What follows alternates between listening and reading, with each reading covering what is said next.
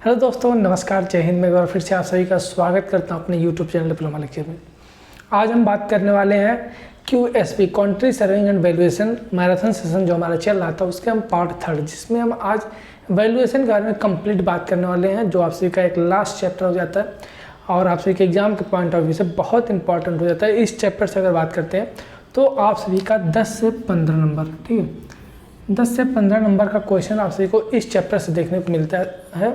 इसलिए पर्टिकुलर इस एक चैप्टर को हम एक लेक्चर में कवर कर रहे हैं, जिसमें ताकि इस चैप्टर के बारे में अच्छे से पूरा आप सभी को बताया जा सके, एक एक पॉइंट्स के बारे में, क्या क्या चीज़ें आप सभी के लिए इंपॉर्टेंट है, क्या क्या चीज़ें पढ़नी है और कैसे क्या चीज़ें होती है, सबके बारे में आप सभी को अच्छे से बताया जा सके। इसलिए इस चैप्टर को हम एक पर्टिकुलर वीडियो में लेके आ रहे हैं, ठीक है।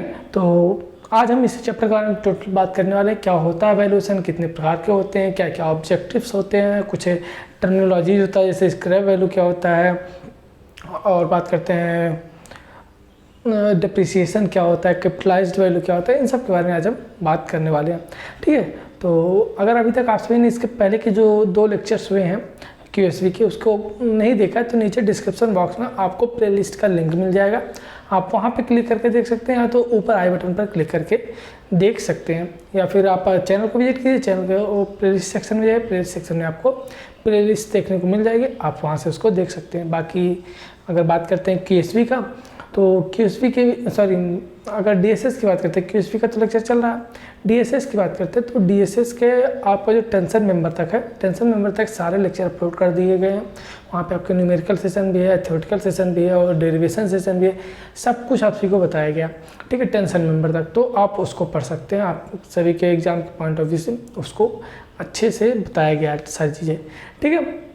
तो आई होप कि आपने इसके पहले के जो 2 लेक्चर्स हुए हैं, काफ़ी सारे लेक्चर्स जो भी हुए हैं DSS के भी हुए हैं, उसको अभी तक आपने देख लिया होगा, ठीक है। तो चलिए टाइम को ज़्यादा गंवाते नहीं, आज शुरू करते हैं आपके और अपने इस लेक्चर को, जिसमें हम बात करने वाले वैल्यूएशन के बारे में, ठीक है।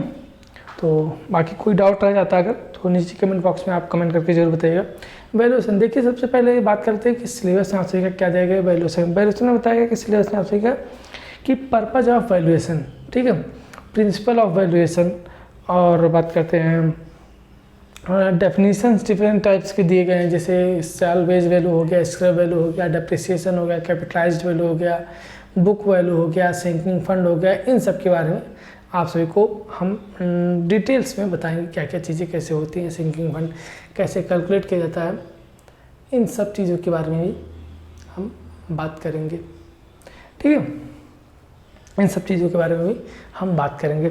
और क्या दिया गया है कि मेथड्स ऑफ वैल्यूएशन, कौन कौन से मेथड्स होते हैं, जिसमें आप सभी का रिप्लेसमेंट कॉस्ट मेथड हो गया, रिटर्न मेथड हो गया, और डिप्रिसिएशन कैसे कैलकुलेट करते हैं, उसके मेथड्स भी हम आप सभी को यहाँ पे डिस्कस करेंगे। तो सबसे पहले शुरू करते हैं वैल्यूएशन से। वैल्यूएशन क्या होता है, ठीक है।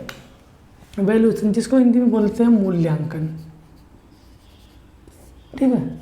जब आप सभी एग्जाम देते हैं कोई चीज़, तो उसके बाद क्या होता है, एग्जाम देने के बाद आपकी कॉपी जमा होती है, कॉपी जमा होने के बाद बोर्ड में आती है, बोर्ड में जाने के बाद क्या होता है, वहाँ पे आप सभी का वैल्यूएशन होता है, ठीक है। क्या वैल्यूएशन होता है, मतलब कि मूल्यांकन होता है, उसमें आप सभी को देखा जाता है कितना आपने लिखा है, उस हिसाब से आपको नंबर मिलता है। सेम इसी तरह से इस चैप्टर में बताया गया कि मूल्यांकन क्या होता है, वैल्यूएशन क्या होता है, कि आपकी कोई बिल्डिंग है या फिर कोई आपका कारखाना है, कोई भी आपकी प्रॉपर्टी है, उसका वैल्यूएशन आपको करना है, ठीक है। उसका वैल्यूएशन, उसमें कितनी कॉस्ट लगी थी बनाने में, इलेक्ट्रिफिकेशन का कॉस्ट क्या है, उसमें वाटर सप्लाई चार्जेस कितना हो रहा है, और कॉस्ट ऑफ लैंड कितना है, इन सबको ऐड करके क्या करते हैं, हम उसका वैल्यूएशन करते हैं, मूल्यांकन करते हैं। मूल्यांकन क्यों करते हैं, अब इसके पर्पज कौन कौन से होते हैं, अभी इसके बारे में बात करते हैं, ठीक है। मूल्यांकन बेसिकली क्या होता है कि किसी संपत्ति जैसे क्या होता है, भवन हो गया, कल कारखाने हो गए, कोई भी बिल्डिंग्स हमारे पास हो गए, कोई भी कॉमर्शियल नॉन कॉमर्शियल बिल्डिंग हो गए, इनके अतिरिक्त अनेक ऐसे इंजीनियरिंग संरचनाएं होती हैं जिनका मूल्य निकालने के लिए क्या करते हैं, जो मूल्य निकालने की कला होती है, ठीक है। मूल्य निकालने की कला मतलब कोई भी बिल्डिंग हो गया, कोई इंडस्ट्री हो गई, कोई भी चीज़ हो गई, कोई चीज़ मतलब कि हमको बेचना है, अगर मान लेते हैं बेचना, जैसे क्या होता है, आपने कई सारी मूवीज़, पुरानी मूवीज़ देखी होगी, उसमें क्या नीलामी होती है। अगर आपने किसी से उधार रेंट पैसा लिया है और आपसे ने पे नहीं किया तो वो जमींदार जो होता था वो घर की नीलामी करता था। उसके घर की नीलामी करने से पहले क्या करता था, उस घर का एक पहले दाम लगाया जाता था, ठीक है, एक रेट होता था, रेट फिक्स कर देते। जैसे मान लेते हैं कोई बिल्डिंग है, उसका रेट है वो 3.5 करोड़ है, ठीक है। अब मतलब यहाँ से वो ये इसकी वैल्यू है, ठीक है, स्टार्टिंग वैल्यू ये है इसकी। अब क्या करेंगे, जो भी वहाँ पे लोग आते थे खरीदने वाले, वो इससे ज़्यादा वैल्यू लगाते थे उसकी, ठीक है। जो इसका क्या ये रेट कैसे आया, ये रेट कुछ अंदाज से नहीं है, ये रेट उसका वैल्यूएशन किया गया कि उसमें कितना पैसा बनवाने में लगा, वहाँ पे जो ज़मीन जिस पे बनी हुई ज़मीन की कॉस्ट क्या है, सारी चीज़ों को इंक्लूड करके क्या करते थे, उसका एक रेंट निकालते, उसकी एक वैल्यू निकालते थे, मूल्य निकालते थे कि ये कितने में बिक सकती है। तो ठीक है, वहाँ से वो प्राइस फिक्स की जाती थी, उससे ऊपर जो ज़्यादा पैसा देता था उसको वो घर दे दिया जाता था, ठीक है। तो ये वैल्यूएशन होता है। अब बात करते हैं, अगर हमको वैल्यूएशन करना है, ठीक है, जब वैल्यूएशन करते हैं तो वहाँ पे एक्चुअल मतलब कि टोटल कॉस्ट निकालते हैं। टोटल कॉस्ट निकालने के लिए क्या करते हैं, उसमें क्या क्या चीज़ें इंक्लूडेड होती हैं। एक तो टोटल कॉस्ट निकालने के लिए हमारी जो कॉस्ट ऑफ लैंड होती है, ठीक है, जो जिस लैंड पे वो घर हमारा, वो बिल्डिंग हमारी बनी हुई है, वो इंक्लूडेड होती है। दूसरी अगर बात करते हैं कंस्ट्रक्शन की कॉस्ट, कितना बनवाने में उसको खर्च किया गया, वो कॉस्ट उसमें इंक्लूड होती है टोटल कॉस्ट में। फिर हम बात करते हैं एक्सपेंडिचर ऑन वाटर पे कितना एक्सपेंड उस पर किया गया, फिर उसके बाद इलेक्ट्रिफिकेशन, सैनिटरी, इन सब के बारे में सबको ऐड करके फिर उसका वैल्यूएशन किया जाता है, ठीक है। फिर हम बात करते हैं कि क्या पर्पज़ होते हैं, इसको क्यों हम वैल्यूएशन करते हैं, ठीक है। अगर बात करते हैं वैल्यूएशन क्यों करते हैं, पर्पज़ क्या होते हैं। अब देखिए, हम क्या इंजीनियरिंग कर रहे हैं, ठीक है, इंजीनियरिंग कर रहे हैं तो हमको पता होना चाहिए, ठीक है। यहाँ पे हम प्रैक्टिकल चीज़ देखते हैं, थ्योरेटिकल चीज़ें बहुत कम देखते हैं, ज़्यादा से ज़्यादा चीज़ें हम प्रैक्टिकल देखते हैं।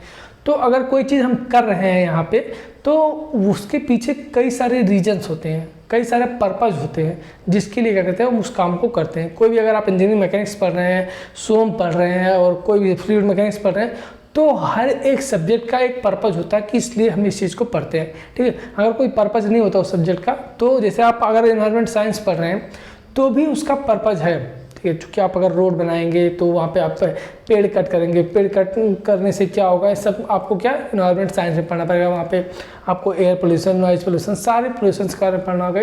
ऐसे ही सेम आपका एक पर्टिकुलर अगर चैप्टर की बात करते हैं, जैसे वैल्यूएशन होगा, अब इसके क्या पर्पज़ होता है, हम क्यों करते हैं वैल्यूएशन, इसकी बात कर लेते हैं। तो एक एक पॉइंट्स को हम लिख के चलते हैं और उसको समझाते हैं, ठीक है। सबसे पहले अगर हमको जो बिल्डिंग हमारी है, जो भी हमारा प्रॉपर्टी, जो भी हमारी प्रॉपर्टी है, उसको हमको खरीदना हो, कोई भी प्रॉपर्टी खरीदना हो या फिर बेचना हो, तो उसके लिए क्या करते हैं हम वैल्यूएशन करते हैं, ठीक है। तो क्या हो सकता है, पहला selling and buying, selling and buying of property, ठीक है। देखिए, जब कोई प्रॉपर्टी बनी हुई है, जैसे कोई घर बना हुआ, आप कहते हैं आजकल लोग फ्लैट खरीद लेते हैं, ठीक। फ्लैट कैसे खरीदते हैं, उसका वैल्यूएशन करके एक रेट बनाया जाता है, उस रेट पर, ठीक है, वैल्यूएशन निकालेंगे, उसका वैल्यूएशन करेंगे, उसका रेट फिक्स करेंगे, तो उस रेट पर वो क्या होगा, बिकेगा, या फिर हम खरीदेंगे, आप बेचेंगे, तो सेलिंग एंड बाइंग हो गया। फिर नेक्स्ट पॉइंट की अगर बात कर लेते हैं कि मॉर्टगेजिंग, ठीक, मॉर्टगेजिंग या फिर सिक्योरिटी ऑफ लोन,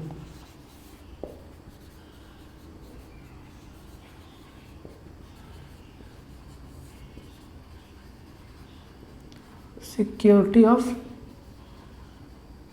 लोन मतलब कि हमें लोन लेना है, ठीक। जैसे कि अगर आप बैंक में जाते हैं आजकल लोन लेने, तो वो लोन कैसे देगा, पहले आपके पास कितनी प्रॉपर्टी है, ठीक है, उसका वैल्यूएशन करेगा, देखेगा कि इतनी रुपए की प्रॉपर्टी आपके पास है, तो वो बताएगा। अगर आपके पास मान लेते हैं 10 लाख रुपए की प्रॉपर्टी है, तो उसमें से कुछ कम करके बताएगा कि आप इतने का लोन हम आपको दे सकते हैं, ठीक है। मान लेते हैं आपके पास 10 लाख की कोई प्रॉपर्टी है, मतलब टोटल आपके पास 10 लाख की प्रॉपर्टी है, ठीक है, और आपको बैंक वाला बोलता है कि आपको हम 5 लाख रुपए वैल्यूएशन मतलब कि लोन दे सकते हैं, इससे ज़्यादा लोन नहीं दे सकते, क्योंकि वो इसलिए ऐसा करता है, वैल्यूएशन करता है आपकी प्रॉपर्टी का, क्योंकि अगर आप लोन लेके उससे भाग गए तो वो कहाँ से आपसे लोन लेगा, ठीक है।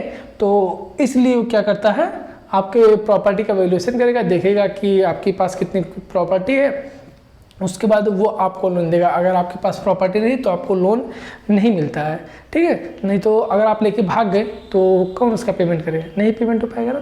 तो इसलिए वैल्यूएशन वहाँ पे ज़रूरी होते हैं जब भी हमको कोई बंधन बनाई हुई, मतलब बंधक रखने के लिए या फिर सिक्योरिटी ऑफ लोन के लिए, लोन लेने के लिए क्या करते हैं हम वैल्यूएशन करते हैं, ठीक है। फिर नेक्स्ट पॉइंट की अगर बात करते हैं, नेक्स्ट पॉइंट क्या हो सकता है, टैक्स के लिए, ठीक है, टैक्सेशन निर्धारण के लिए।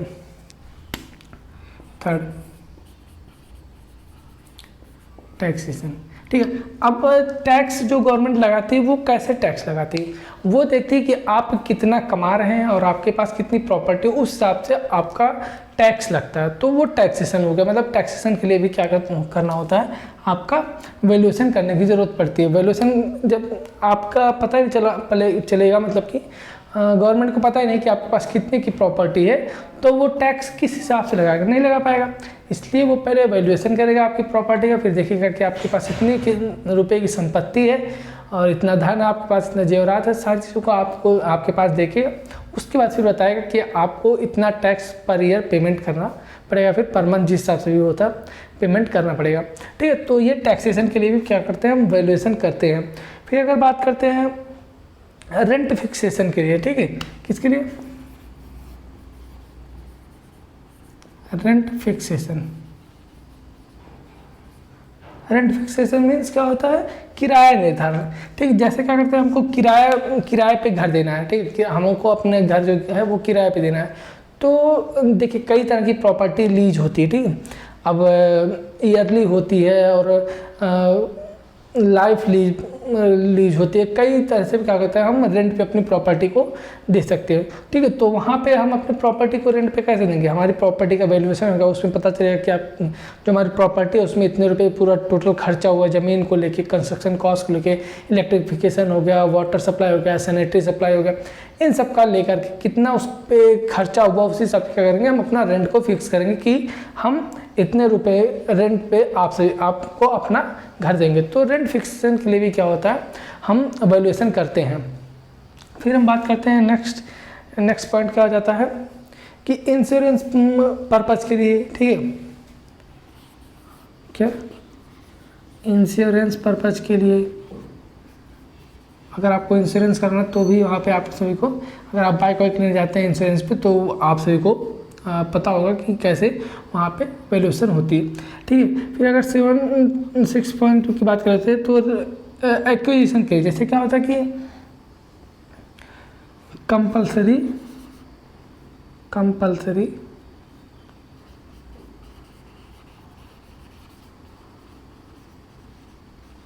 एक्विजिशन, ठीक, मतलब कि अधिग्रहण, ठीक है। अधिग्रहण करना मतलब जानते हैं आप, एक्विजिशन मतलब कि क्या होता है कि अधिग्रहण। कोई ज़मीन आप सभी का जो है वो गवर्नमेंट लेती है, ठीक है। तो गवर्नमेंट आपको उसका पैसा देती है।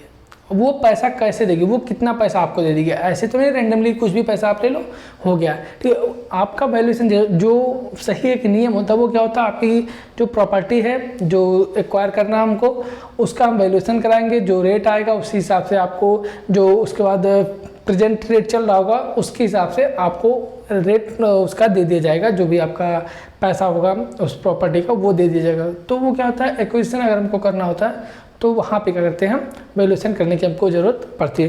फिर अगर नेक्स्ट पॉइंट की बात कर लेते हैं, ठीक है, नेक्स्ट अगर बात कर लेते हैं, स्टाम्प कोड फी हो गया, स्टाम्प ड्यूटी हो गया, रिवीजन ऑफ कैपिटल हो गया, ठीक है। ऐसे ही सेम कई तरीके से होता है, मतलब कि, ठीक है।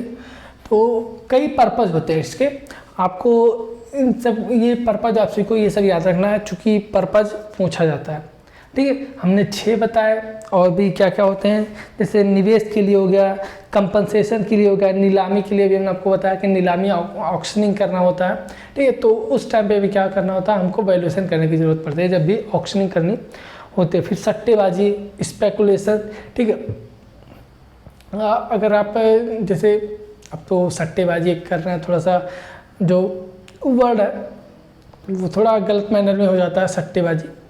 तो बात करते हैं कि जैसे क्या होता है, पहले के जो लोग खेलते थे सट्टा वट्टा, तो वो क्या करते अपना घर हो गया वो दाव पे रख देते थे, ठीक है, घर दाव पे रख के सट्टा खेलते थे, ठीक है, दाव पे रख देते थे, उसके बाद पैसा लेते थे, फिर सट्टा खेलते थे। तो उनको पैसा कितना दिया जाएगा उसके घर का, तो घर पर पैसा देने के लिए, घर के लिए, तो उसके लिए सबसे पहले हमको वैल्यूएशन करना पड़ेगा कि आपके घर का जो टोटल कॉस्ट है, ठीक है, प्रेजेंट में वो कितना है, उसी हिसाब से आप सभी को पैसा दिया जाएगा, फिर आप सट्टा खेलेंगे, ठीक है। वैसे सट्टा नहीं खेलना चाहिए, बहुत गलत बात है, लेकिन जो चीज़ें हैं वो तो आपको बतानी ज़रूरी है, ठीक है। तो बताया हमने, ऑक्शनिंग हो गया, आप सभी का स्पेकुलेशन हो गया, ठीक, सट्टेबाजी हो गया, नीलामी के लिए हो गया, इंश्योरेंस हमने आपको बता ही दिया, कोर्ट के अगर कोर्ट का कोई आदेश आया तो उसके हिसाब से, ठीक, इन सारी चीज़ों के लिए क्या करते हैं हम वैल्यूएशन करते हैं। ये पर्पज़ के बारे में होगा, ठीक है। अब क्या हो गया, बात की हमने कि वैल्यूएशन क्या होता है और वैल्यूएशन के पर्पज़ क्या क्या होते हैं, ठीक है। अब हम बात करते हैं प्रिंसिपल ऑफ वैल्यूएशन के बारे में, ठीक है। प्रिंसिपल ऑफ वैल्यूएशन क्या होता है, जो कि आप सभी के सिलेबस में लिखा गया है कि purpose and principle of valuation. अगर आप सभी अपना सिलेबस उठा के देखेंगे तो वहाँ पे सबसे पहले हेडिंग जो लिखी गई है वो लिखी गई है कि purpose of valuation and principle of valuation, दोनों के बारे में लिखा गया। तो पर्पज़ के बारे में हमने बात कर ली, पर्पज़ क्या क्या होना चाहिए, ठीक है। सेलिंग एंड बाइंग के लिए क्या करते हैं हम वैल्यूएशन करते हैं, फिर बंधक कर रखने के लिए करते हैं हम, टैक्सेशन के लिए करते हैं, रेंट फिक्सेशन करना हमको तब करते हैं, इंश्योरेंस लेना हो तब करते हैं, फिर कंपल्सरी एक्विजिशन हो गया मतलब कि अधिग्रहण के लिए करते हैं, फिर अगर हमको सट्टेबाजी के लिए करना होता है तो फिर हम क्या करते हैं वहाँ पे वैल्यूएशन करते हैं। फिर अगर बात करते हैं कि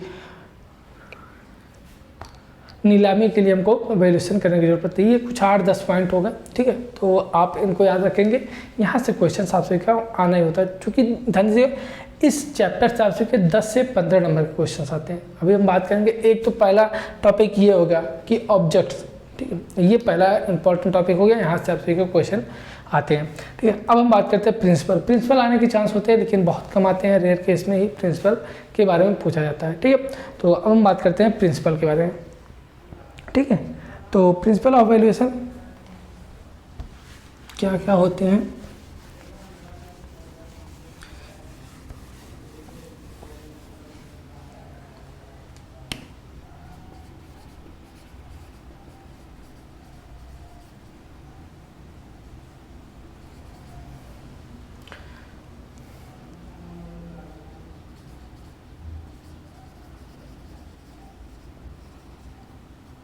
ठीक, मतलब कि मूल्यांकन के सिद्धांत। मूल्यांकन के सिद्धांत क्या होता है, मूल्यांकन का जो सिद्धांत है वो मार्ग आपूर्ति होता है, मतलब कि यदि कोई व्यक्ति अपनी संपत्ति का क्रय करना चाहता है, फिर विक्रय करना चाहता है, फिर किसी और की संपत्ति खरीदना चाहता है, तो इस विधि में दोनों पक्षों के मध्य कोई जोर जबरदस्ती नहीं होनी चाहिए, ठीक है। पहले प्रिंसिपल कि अगर कोई मतलब कि मान लेते हैं हम आपकी प्रॉपर्टी खरीदना चाहते हैं या फिर आप हमारी प्रॉपर्टी खरीदना चाहते हैं, तो कोई जोर जबरदस्ती ना होके उसका वैल्यूएशन करके हम दोनों आप मतलब कि आपसे समझौता कर लेंगे, उसके बाद उस प्रॉपर्टी को खरीद लेंगे, ठीक है। तो ये पहली प्रिंसिपल हो गया। फिर नेक्स्ट बात करते हैं कि मूल्यांकन किसी संपत्ति के स्थल विशेष पर निर्भर करती है, ठीक है। कोई जो प्रॉपर्टी है वो किस जगह पर बनी हुई है, ठीक है, वहाँ पे कोई विवाद तो नहीं है, उस जो संपत्ति है उस पर कोई विवाद नहीं होना चाहिए, ये दूसरा जो प्रिंसिपल होता है वो हो गया, ठीक है।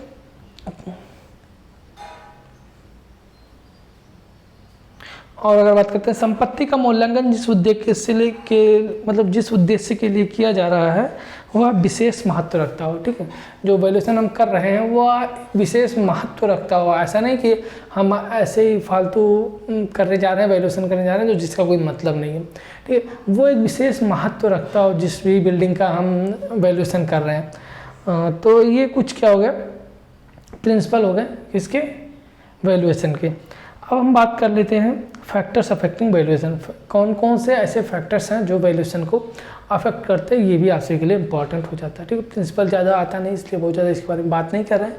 अब बात करते हैं हम फैक्टर्स अफेक्टिंग वैल्यूएशन, मतलब कि वैल्यूएशन को मूल्यांकन को प्रभावित करने वाले कारक कौन कौन से होते हैं, इसके बारे में हम बात कर लेते हैं, ठीक है। सबसे पहला सप्लाई एंड डिमांड, ठीक है। सप्लाई अगर देखिए दो चीज़ें होती है, एक सप्लाई होता है एक डिमांड होता है। अगर सप्लाई बढ़ेगा मतलब कि अगर सप्लाई और डिमांड, अगर हमारी डिमांड ज़्यादा है ठीक है, और सप्लाई कम है। डिमांड हमारी ज़्यादा है, सप्लाई कम है, तो रेट ज़्यादा होगा। ठीक है, और अगर डिमांड कम है, सप्लाई ज़्यादा, तो रेट कम होगा। ये वैल्यूएशन था। मतलब कि क्या इसका मतलब है, आपके आसपास ढेर सारी ऐसी बिल्डिंग्स हैं जो कुछ ही लोग खरीदना चाहते हैं। ठीक है, मतलब कि 50 बिल्डिंग्स आपके पास आसपास हैं और ख़रीदने वाले कम हैं, 8-10 हैं बस, और ज़्यादा खरीदने वाले नहीं हैं। तो वहाँ पे उसका जो रेट होगा वो लो, प्राइस लो रहेगा। लेकिन अगर वहीं पे ख़रीदने वाले ज़्यादा हैं, ठीक है, ख़रीदने वाले 100 हो गए और वहाँ पे जो प्रॉपर्टी है वो 50 ही है, तो वहाँ पे रेट ऑटोमेटिकली बढ़ जाएगा। उस जो प्रॉपर्टी है उसका जो रेट है वो बढ़ जाएगा। तो ये सप्लाई और डिमांड होता है। मतलब कि अगर डिमांड ज़्यादा है, ठीक है, डिमांड ज़्यादा है, सप्लाई कम है, तो पैसा ज़्यादा होगा। ठीक है, ये आप समझिएगा, डिमांड और सप्लाई ये दोनों का रिलेशन बहुत जगह यूज होता है। जब भी आप अर्थशास्त्र पढ़ते हैं, ठीक है, 9-10 में, तो वहाँ भी सप्लाई और डिमांड के बारे में आप सभी को बताया जाता है।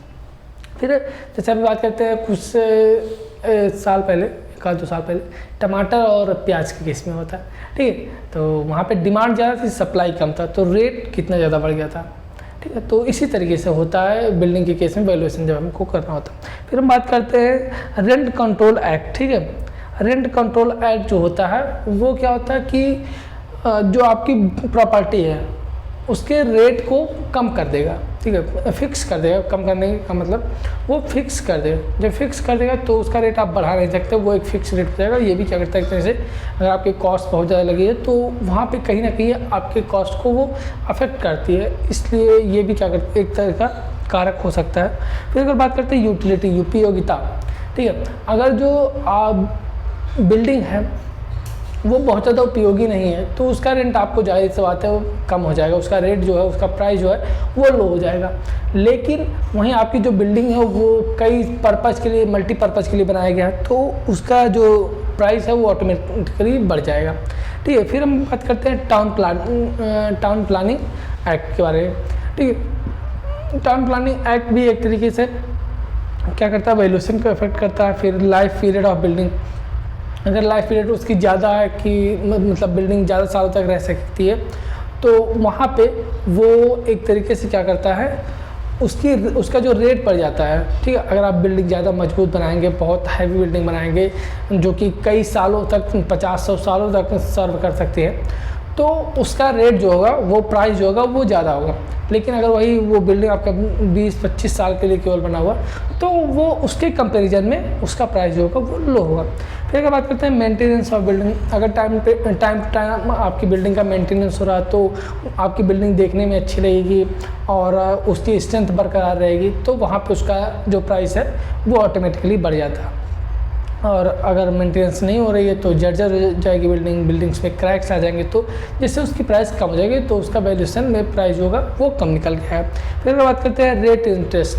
ठीक है, रेट इंटरेस्ट कितना लग रहा है, ये भी मतलब कि ब्याज दर जो कितना लग रहा है वो भी एक तरह से इफेक्ट करता है। फिर मिसलेनियस कई प्रकार के और चीज़ें आ जाती हैं, तो ये कुछ 7-8 फैक्टर्स पे जो अफेक्ट करते हैं वैल्यूएशन को। जब भी हम वैल्यूएशन करते हैं, मूल्यांकन करते हैं, तो ये कुछ फैक्टर्स ऐसे होते हैं जो कि अफेक्ट करते हैं वैल्यूएशन करते टाइम। ठीक है, फिर अब हम बात कर लेते हैं कुछ इंपॉर्टेंट पॉइंट्स के बारे में, जैसे कुछ इंपॉर्टेंट डेफिनेशंस के बारे में, जिसमें बुक वैल्यू आ गया, कैपिटलाइज्ड वैल्यू आ गया, डेप्रिसिएशन हो गया, इन सब के बारे में अब हम बात करते हैं। ठीक है, ये जो डेफिनेशंस हम बताने जा रहे हैं ये आप सभी के लिए बहुत इंपॉर्टेंट है, यहाँ से क्वेश्चन फिक्स आने ही आने हैं। ठीक है, तो चलिए देखते हैं, चलिए बात करते हैं बुक वैल्यू के बारे में। हेडिंग आप लोग लिख सकते हैं डेफिनेशंस।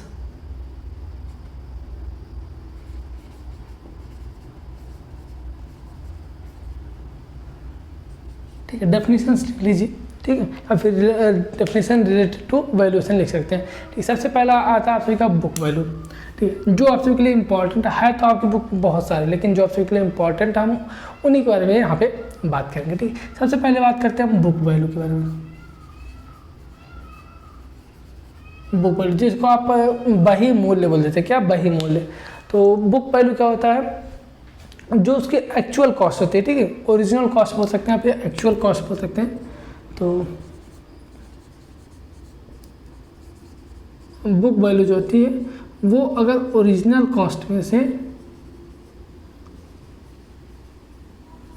डेप्रिसिएशन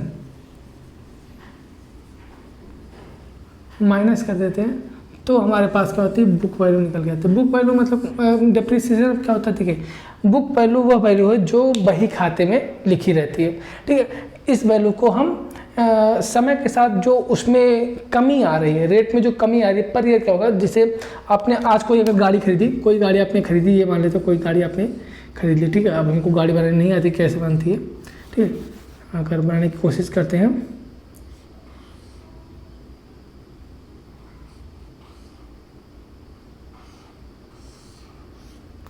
पता नहीं कैसे बनती है, ठीक है। ये मान लीजिए आपने कोई गाड़ी खरीदी, ठीक है। अब आज आपने गाड़ी खरीद के ले आई, अब अगर आप कल इस गाड़ी को बेचेंगे तो आप देखेंगे कुछ ना कुछ इसमें लोग पैसा कम करके ही देंगे, ठीक है। कोई ये आपको जितने में गाड़ी खरीद के लाएंगे वो उतना पैसा नहीं देगा, क्यों, चूँकि घर बनने के बाद या फिर कोई भी सामान अगर आपके पास एक बार आ गया तो धीरे धीरे उसके वैल्यू में कमी होती ही जाती है, ठीक है। वही कमी जो पर ईयर कमी हो रही है, फिर पर डे पर मंथ जो भी मान लेते हैं, यहाँ पे हम बिल्डिंग्स के केस में, प्रॉपर्टीज़ के केस में बात करते हैं तो यहाँ पे हम पर ईयर मानते हैं, ठीक है। तो अगर बात करते हैं कि सभी चीज़ें जो होती हैं वो प्राकृतिक या फिर कृत्रिम कारकों से, ठीक है, या तो जैसे प्राकृतिक कारक क्या हो गया, बारिश हुई, बारिश होने से सीलन आ रहा है, सीलन आने से क्या होगा, जो बाहर की दीवारें हैं वो ख़राब हो रही हैं, और अगर अंदर सीलन आ रहा है तो अंदर की दीवारें ख़राब हो रही, ठीक है, बाहरी कारक हो। और कृत्रिम कारक क्या करते हैं, हम हाथ ऐसे दीवार पे फेरते रहते हैं तो दीवार गंदा होता रहता है, और भी कई ऐसी चीज़ें होती हैं जिससे क्या होती है, कई डिफेक्ट्स हमारी बिल्डिंग्स में आ जाते हैं, ठीक है। तो जिनसे क्या होता है, हर साल उनके जो रेट होता है, उसका जो रेट होता है, बिल्डिंग का जो कॉस्ट, जो ओरिजिनल कॉस्ट होता है, उसमें कुछ ना कुछ कमी आती रहती है, ठीक है। तो वही जो कमी आती है उसको माइनस करते हैं, ठीक है। वही जो कमी आने के बाद जो रेट निकल के आती है वही उसकी बुक वैल्यू कहलाती है, ठीक है। ध्यान दीजिए, कमी आने के बाद की रेट बुक वैल्यू कहलाती है, और ओरिजिनल कॉस्ट में से कमी निकालने को बुक वैल्यू कहते हैं, ठीक है। बुक वैल्यू क्या होगी, ओरिजिनल कॉस्ट जो उस बिल्डिंग की है उसमें से जितना पिछला, मान लीजिए 10 साल हो गया, 10 साल में जितना उसमें डिप्रिसिएशन आया उसको माइनस कर देंगे, जितने रुपए का डिप्रिसिएशन आया उसको माइनस कर देंगे, तो जो वैल्यू हमारे पास निकल के आती है वो बुक वैल्यू कहलाती है, ठीक है। ये हो गई तो बुक वैल्यू, और डिप्रिसिएशन हमने आपको बता ही दिया।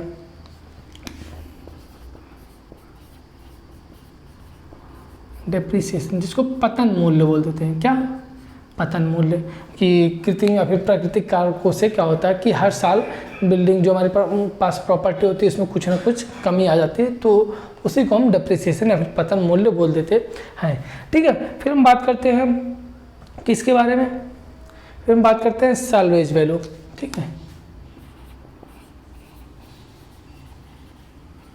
सैल्वेज वैल्यू जिसको बोलते हैं क्या, कबाड़ मूल्य, ठीक है, क्या, कबाड़ मूल्य इसको बोल देते हैं। अब ध्यान दीजिए, एक सैल्वेज वैल्यू होता है, एक स्क्रैप वैल्यू होता है, क्या, स्क्रैप वैल्यू।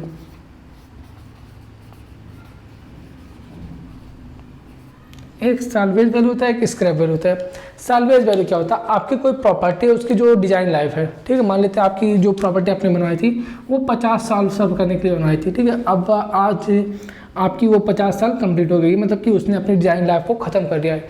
डिजाइन लाइफ की कंप्लीट होने के बाद कोई बिल्डिंग की जो कॉस्ट होती है, डिजाइन लाइफ के कंप्लीट होने के बाद उस बिल्डिंग की जो कॉस्ट होती है, मतलब कि जो प्राइस होती है वो हमारी सैल्वेज वैल्यू कहलाती है, जब उसको डिसमेंटल नहीं किया गया, मतलब कि बिल्डिंग को या फिर प्रॉपर्टी को बिना तोड़े फोड़े, ठीक है, उसकी डिजाइन लाइफ ख़त्म होने के बाद जो उसकी वैल्यू निकल के आती है वो सैल्वेज वैल्यू कहलाती है।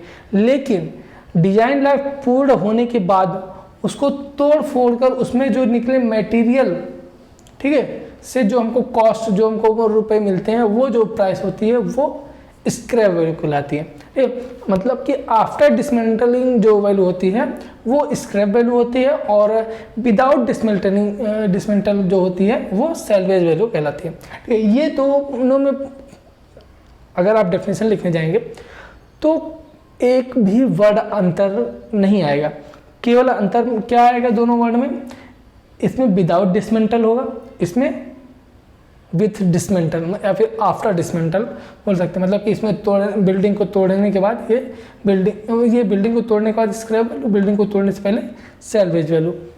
ठीक है, बाकी डेफिनेशन में कोई भी एक भी शब्द का अंतर आप नहीं करेंगे जब भी लिखेंगे। ठीक है, तो ये हो गई सैल्वेज वैल्यू और स्क्रैप वैल्यू। फिर अगर हम बात करते हैं कैपिटलाइज्ड वैल्यू, ठीक, कैपिटलाइज्ड वैल्यू क्या होता है?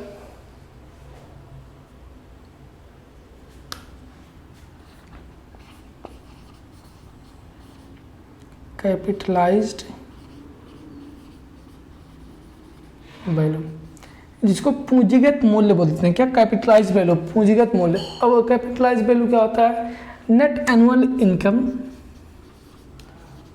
Net annual income into years purchase. ठीक है, purchase, net annual income into year purchase, ये क्या होता है? कैपिटलाइज्ड वैल्यू कहलाता है। ठीक है, पूंजीगत मूल्य। ठीक है, पूंजीगत मूल्य देखिए, नेट एनुअल इनकम, आपकी कमाई जो एक साल में टोटल कितनी कमाई हो रही है उसको ग्रॉस इनकम कहते हैं। ठीक है, आप देखिए यहाँ पे कुछ और वर्ड्स को भी हम क्लियर करते हैं, ग्रॉस इनकम और नेट एनुअल इनकम के बारे में बात कर लेते हैं। ठीक है, आपने साल भर में जो कमाया है, फिर महीने में जो कमाया, ठीक है, टोटल जो आपने कमाया वो होती है ग्रॉस इनकम। ठीक है, और फिर जो कमाया उसमें से कुछ खर्चे भी होंगे, आपके खर्चे होंगे और भी सब्जी मसाले इन सब का खर्चा जो होगा, और आपने जो बचाया वो नेट एनुअल इनकम कहलाता है। ठीक है, आपने जो बचाया वो नेट एनुअल इनकम और जो कमाया पूरा वो ग्रॉस इनकम। ये नेट एनुअल इनकम और ग्रॉस इनकम में अंतर होता है। ठीक है, और ईयर परचेज क्या होता है? साल के अंत में 1 रुपये बचाने के लिए आप कितना खर्चा करना पड़ रहा है। ठीक है, या फिर बोल सकते हैं इसकी डेफिनेशन क्या हो जाएगी, अगर बात करते हैं ईयर्स परचेज की, इसको बोल देते हैं हम वर्षाधार। ठीक है, किसी निश्चित ब्याज की दर पर 1 रुपये प्रतिवर्ष प्राप्त करने के लिए जितनी पूंजी लगाते हैं। ठीक है, मतलब कि साल के अंत में 1 रुपये कमाने के लिए हमने साल भर जितने रुपए खर्च किए हैं वही हमारी ईयर्स परचेज कहलाती है। ठीक है, तो ईयर्स परचेज का फार्मूला हमारे पास होता है, यहीं पे बात करते हैं, ईयर्स परचेज, ईयर्स परचेज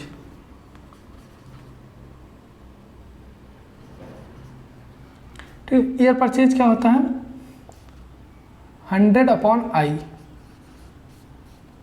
ये हमारे पास इसका फार्मूला होता है। ठीक, यहाँ पे i जो होगा वो हमारा परसेंटेज में रखा जाएगा। अगर परसेंटेज में ना रखे पॉइंट में रखते हैं तो 1/i लिखेंगे। ठीक है, तो ये हमारे पास क्या होता है? ईयर परचेज, मतलब कि साल के अंत में 1 रुपये कमाने के लिए, ठीक है, किसी निश्चित ब्याज दर पर 1 रुपये कमाने के लिए जो हमको पूंजी लगानी पड़ती है वो हमारी ईयर परचेज कहलाती है। कैपिटलाइज वैल्यू क्या होता है? Net annual income multiplied by year purchase. ठीक है, जैसे मान लेते हैं हमारी अगर नेट एनुअल इनकम जो है वो 70,000 है। ठीक है, 70,000 क्या है? हमारी नेट एनुअल इनकम है। और जो ईयर परचेज है वो हमारे पास जो ब्याज की दर दी गई है वो 5% मान लेते हैं दी गई है। ठीक है, 5% दी गई, तो नेट जो कैपिटलाइज वैल्यू होगा वो 100/5, ये हमारे पास कैपिटलाइज वैल्यू हो जाएगा। ठीक है, हमारी capitalise value net annual income multiply by year purchase. Year purchase में क्या आपको केवल आई की वैल्यू दी रहेगी, आई की वैल्यू दी रहेगी तो आपको ईयर परचेज कैलकुलेट कर लेंगे। ठीक है, 100/i होता है ईयर परचेज। ठीक है, 1 रुपये कमाने के लिए हमको कितना रुपए पूंजी लगाना पड़ रहा है तो वो हमारी ईयर परचेज कहलाती है।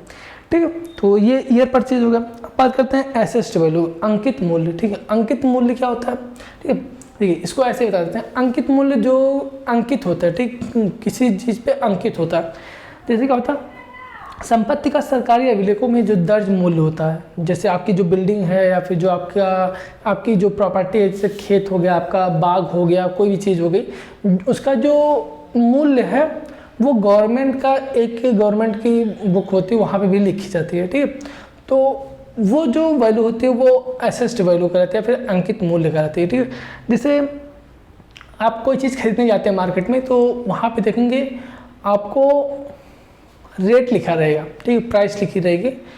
जैसे मान लेते कोई सामान आपने खरीदने गए तो MRP लिखा होता है उस पर ना, वही आपका अंकित मूल्य कहलाता है। उस पर जो अंकित होती है वही अंकित मूल्य कहलाती है, ठीक है, ये होगा अंकित मूल्य। फिर मार्केट वैल्यू, बाजार मूल्य क्या होती है, बाजार में जो जैसे आपकी जो बिल्डिंग है बाजार में कितना रेट चल रहा है, ठीक है। जैसे क्या होता है कि कोई चीज़ आप खरीदने जाते हैं तो सबसे पहले पता करते हैं कि बाजार में कितना रेट चल रहा है, ठीक है। जैसे मान लेते हैं कोई आप प्रॉपर्टी खेत मान लेते हैं कोई खरीदने जा रहे हैं, ठीक है। सबसे पहले आप पता करें कि बाजार में रेट कितना चल रहा है, कितने रुपए बीघा चल रहा है, फिर कितने रुपए बिस्वा चल रहा है, जो भी आपको पता करना हो पता करेंगे। उसके बाद आप जाएंगे, बात करेंगे, तो अगर वो मार्केट रेट से ज़्यादा मांग रहा है तो आप देखेंगे क्यों ज़्यादा मांग रहा है। अगर कम मांग रहा है तब तो फिर आपको बल्ले बल्ले है, लेकिन कम मांग रहा है तो उसमें भी घोटाला हो सकता है वो जो ज़मीन है वो विवादित हो, तो इसलिए हो सकता है वो कम मांग रहा हो, ठीक है।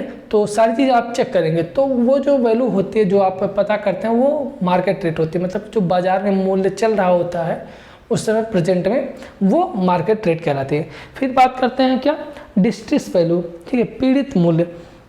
कई बार क्या होता है किसी विक्रेता का वित्तीय संकट, किसी मजदूरी, दंगा, फिर अन्य कारणों से क्या होता है वहाँ पे जो रेट होता है वो कम हो जाता है। मतलब कि अगर आपके आसपास कहीं दंगा उंगा हो गया और या फिर कोई फाइनेंशियल कंडीशन से ख़राब हो गई कुछ चीज़ें, तो जो वैल्यू होती है आपकी बिल्डिंग की वो ऑटोमेटिकली कम हो जाती है, ठीक है। क्या होता है वो ऑटोमेटिकली कम हो जाता है, तो वो जो वैल्यू निकल के आती है वो डिस्ट्रेस वैल्यू कहलाती है, पीड़ित मूल्य कहलाती है, ठीक है।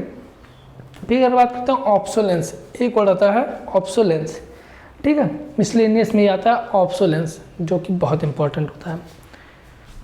क्या यहाँ पे बात करते हैं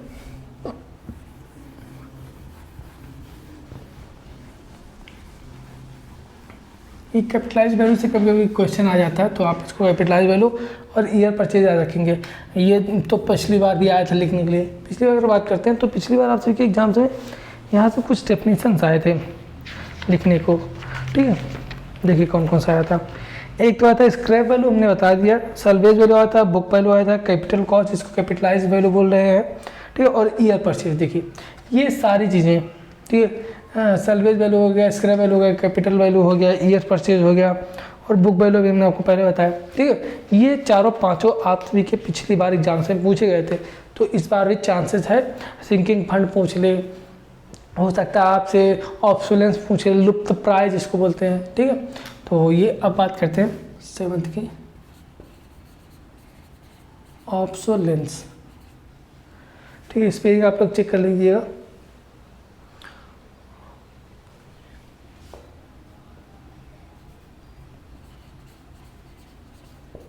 ऑब्सोलेंस, ठीक है।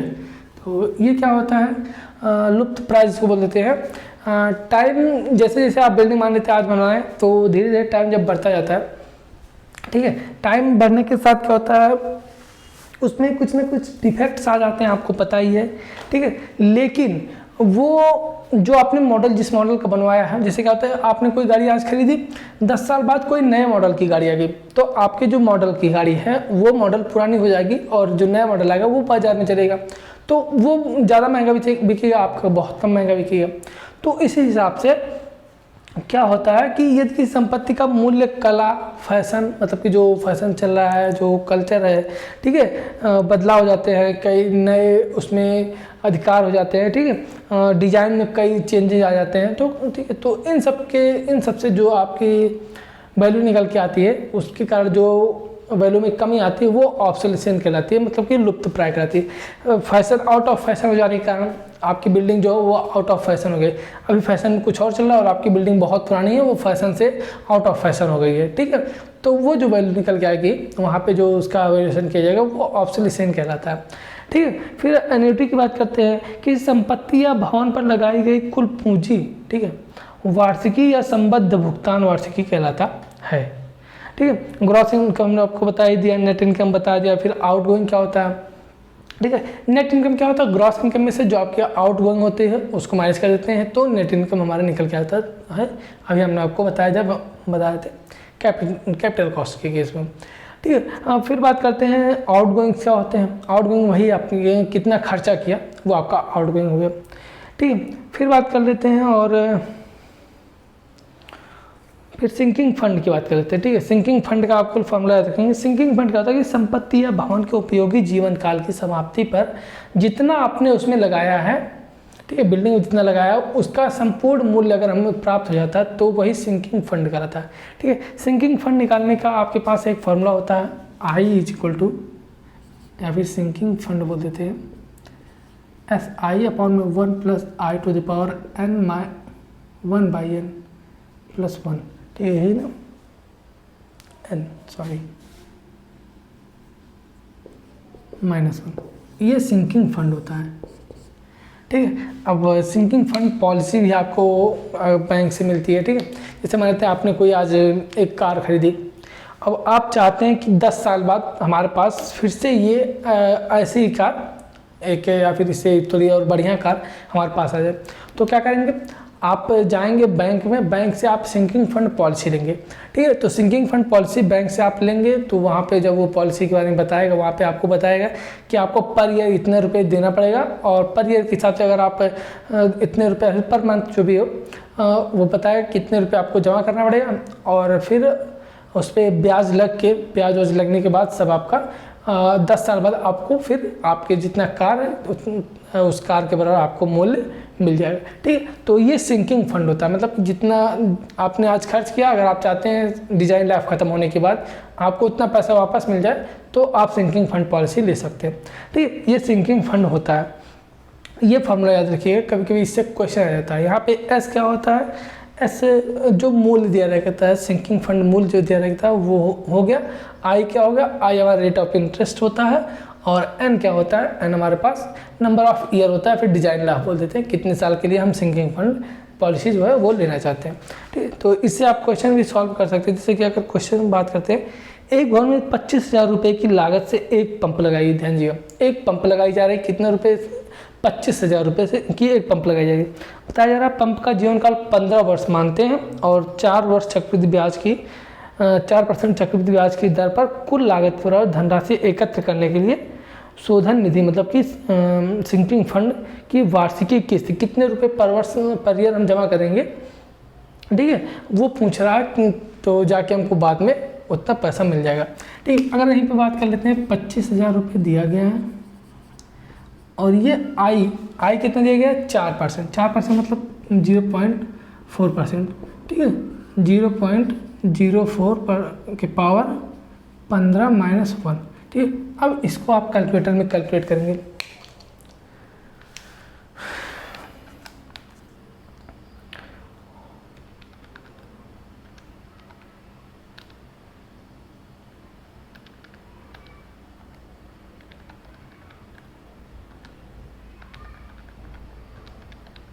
तो ये 1248 रुपये 52 पैसे, 1248 रुपये 52 पैसे। अगर आप इतने रुपए क्या करते हैं, बैंक में पर ईयर जमा करते हैं, तो 4 साल बाद आपको 25,000 रुपये फिर से मिल के आ जाएगा। ठीक है, मिल जाएगा। तो ये कुछ ये इस तरीके से सिंकिंग फंड होता है, सिंकिंग फंड पॉलिसी होती है। ठीक है, जितना आप पैसा लगाए रहेंगे वो आपको मिल जाएगा।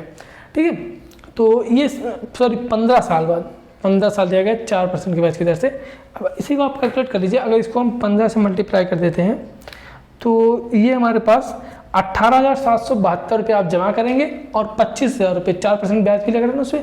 अब इस पर 4% ब्याज करेंगे, 18,772 4% ना, ये होगा। ठीक है, चक्रवृद्धि ब्याज लगेगा। ठीक है, चक्रवृद्धि ब्याज अलग तरीके से कैलकुलेट करते हैं, आप चाहे तो कैलकुलेट कर सकते हैं। चक्रवृद्धि ब्याज का फॉर्मूला आपने बचपन में पढ़ा होगा।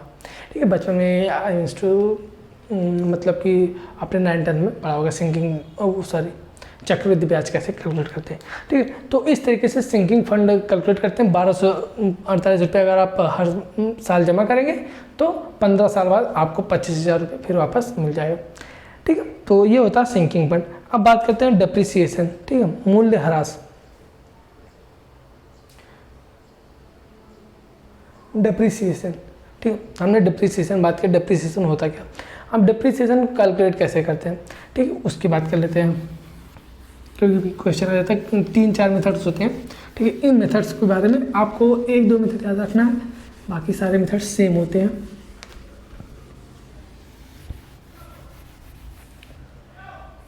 बात करते हैं डिप्रिसिएशन क्या होता है, आप होप का आपको पता चल गया होगा। ठीक है, अब बात करते हैं मेथड्स फाइंडिंग डिप्रिसिएशन। डिप्रिसिएशन को फाइंड करने के कौन कौन से मेथड्स होते हैं। सबसे पहला मेथड सीधी रेखा मेथड, मतलब कि स्ट्रेट लाइन मेथड्स। ठीक है, पहला क्या होता है, straight line method.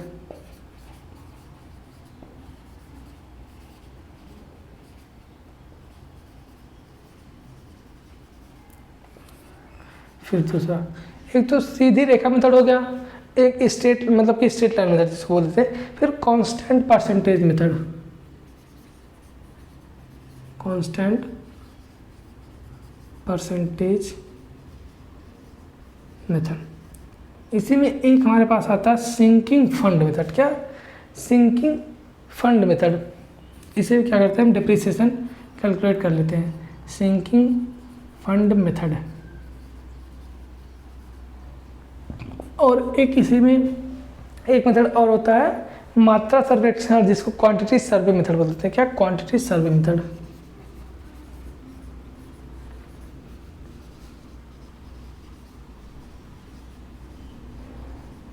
Quantity survey method, ये 4 मेथड हमारे पास होते हैं डिप्रिसिएशन कैलकुलेट करने के। ठीक है, स्ट्रेट लाइन मेथड क्या होता है, स्ट्रेट लाइन मेथड क्या होता है, C-S/N।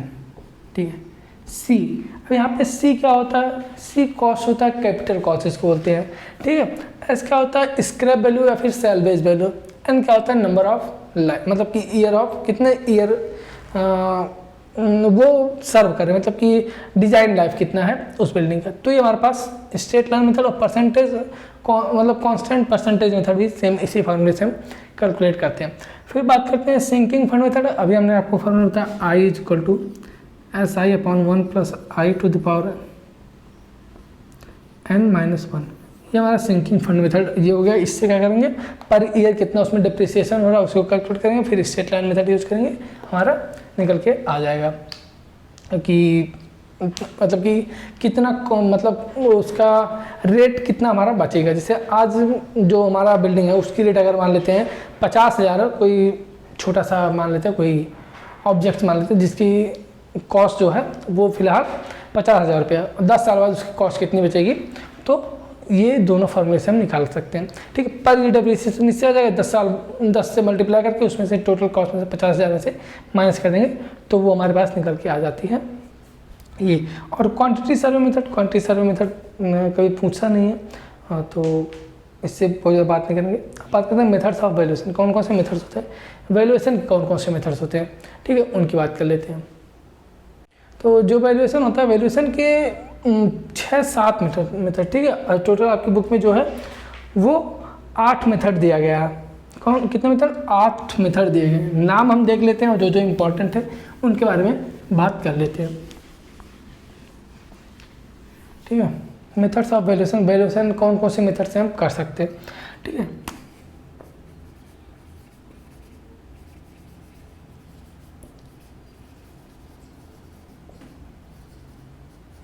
Methods of valuation.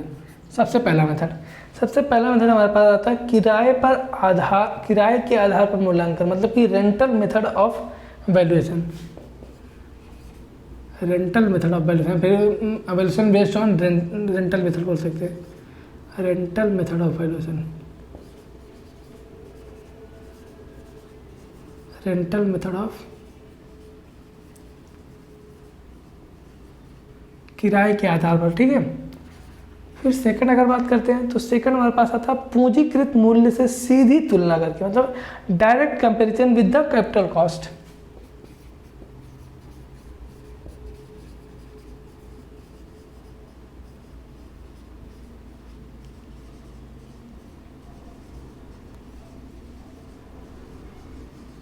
ये सेकंड मेथड हो गया।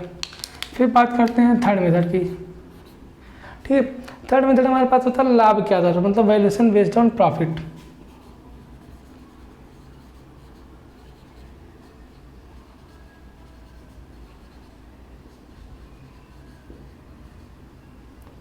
ठीक है। फिर अगर फोर्थ नंबर की बात करते हैं, फोर्थ जो मेथड हमारे पास होता है ये होता है लागत के आधार, मतलब valuation based on cost. Valuation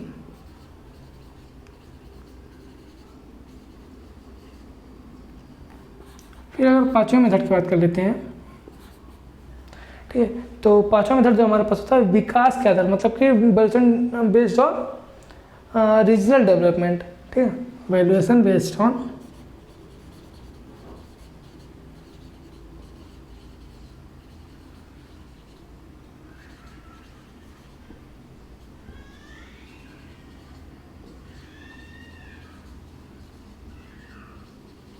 ये होगा पांचवा। अगर सिक्स पॉइंट की बात कर लेते हैं, ठीक है, छठवां मेथड कौन सा होता है? छठवां हमारे पास होता है मूल्य ह्रास के, मतलब मूल्य ह्रास के आधार पर डिप्रिसिएशन मेथड ऑफ, मतलब कि बेस्ड ऑन डिप्रिसिएशन।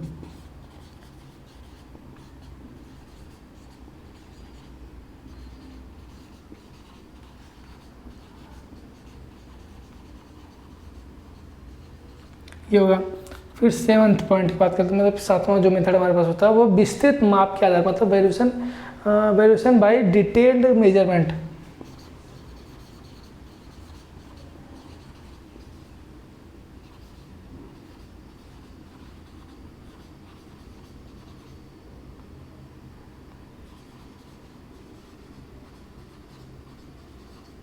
और जो लास्ट हमारे पास मेथड होता है, लास्ट मेथड होता है प्लिंथ एरिया रेट के आधार पर हम मूल्यांकन करते हैं हम valuation based on plinth area.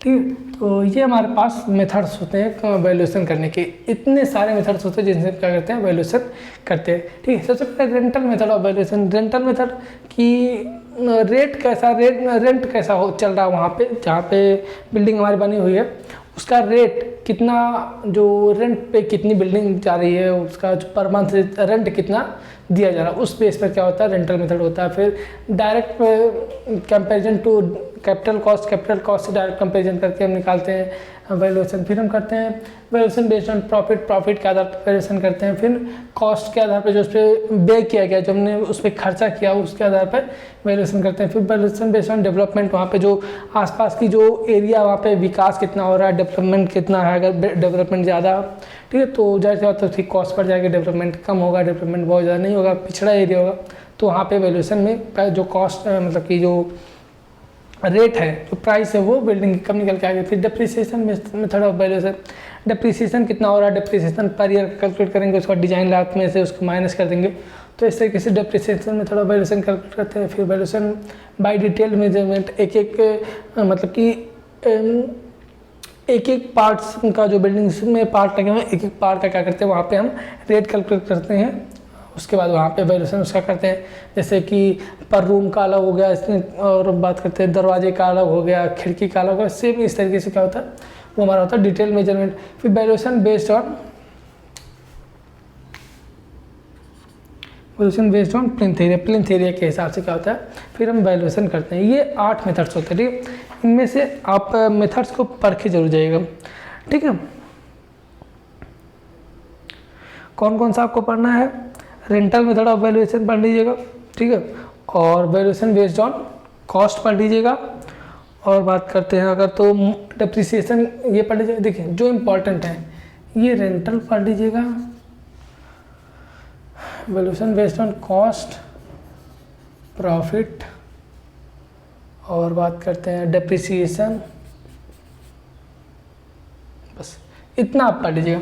ठीक है, ये चारों में से आपसे का अक्सर पूछा जाता है, बाकी कभी अगर आ गया तो इसमें कंपैरिजन करने के लिए आ जाता है, किसी दो में कंपैरिजन करने के लिए दे देगा, तो आप डेफिनेशन पढ़ लीजिएगा, थोड़ा सा इसके बारे में पढ़ लीजिएगा। तो ये क्या होता है, डिफरेंट टाइप्स के क्या हो गए, मेथड्स हो गए वैल्यूएशन कैलकुलेट करने के। ठीक है, तो अब इस चैप्टर में आपसे कुछ बचा नहीं है। ठीक है, और यहीं पे आपका ये चैप्टर समाप्त हो जाता है, ये टोटल ये सब्जेक्ट पूरा समाप्त हो जाता है। ठीक है, बाकी इसमें न्यूमेरिकल इससे क्वेश्चन बहुत ज़्यादा नहीं आते, लेकिन कभी पूछ ले जाते हैं, तो इसीलिए आपको हमने बताया डिप्रिसिएशन बेस्ड ऑन मेथड। ठीक है, डेप्रिसिएशन मेथड। तो डेप्रिसिएशन मेथड में कभी क्वेश्चन पूछे जाते हैं। इसका फॉर्मूला होता है 100 minus RD by 100 to the power n into P. ठीक है, ये हमारे पास डेप्रिसिएशन निकल के यहाँ से आ जाता है। तो उसके आधार पे क्या करते हैं, वैल्यूएशन करते हैं। तो ये टोटल हुआ आप सभी का वैल्यूएशन चैप्टर। इस चैप्टर में और भी कुछ बचा नहीं है। अगर कोई चीज़ छूट जाती है तो उसको आप अपनी तरफ से पढ़ सकते हैं। बाकी अगर आप लोग जैसा कमेंट करके बताएंगे वैसा किया जाएगा। ठीक है, तो आई होप कि सारी चीज़ आपको समझ में आ गई। अगर समझ में आ गई तो वीडियो को लाइक ज़रूर कीजिएगा और कमेंट बॉक्स में कमेंट करके अपना फीडबैक जरूर दीजिएगा कि आपको वीडियो कैसी लगी, हमारे पढ़ाने का तरीका कैसा है। ठीक है, आप कमेंट करके बता सकते हैं हमको। तो मिलते हैं आपसे नेक्स्ट वीडियो में, और अपने दोस्तों के बीच में ज़्यादा से ज़्यादा शेयर कीजिएगा वीडियो को, ताकि उनको फ़ायदा मिल सके। एग्ज़ाम आप देखिए 1 तारीख से स्टार्ट हो रहे हैं। ठीक है, तो आज के लिए इतना रखते हैं। मिलते हैं आपसे नेक्स्ट वीडियो में, तब तक के लिए बने रहिए हमारे साथ। धन्यवाद, थैंक यू।